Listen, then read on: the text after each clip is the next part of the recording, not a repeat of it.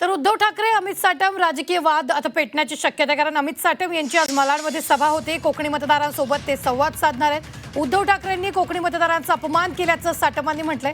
साटम उद्धव ठाकरेंना काय प्रत्युत्तर देणार याकडेही सगळ्यांचं लक्ष लागलेलं आहे.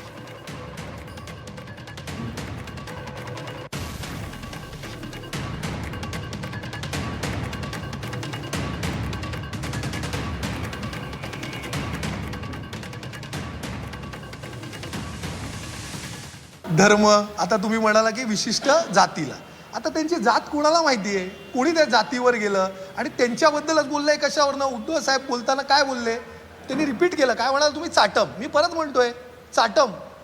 काय त्याच्यात निषेधार्ह? काय निषेधार्ह काय त्याच्यात? आणि तुम्ही जाती, धर्म, मालवण, कोकण ह्याला सगळ्याला मध्ये काय आणताय? तुम्ही तुमच्याबद्दल बोला ना. हा, मी मराठी आहे, मी मराठी आहे, पण मी मराठी आहे तर मराठीसाठी तुम्ही काय केलं हो अमित साटम?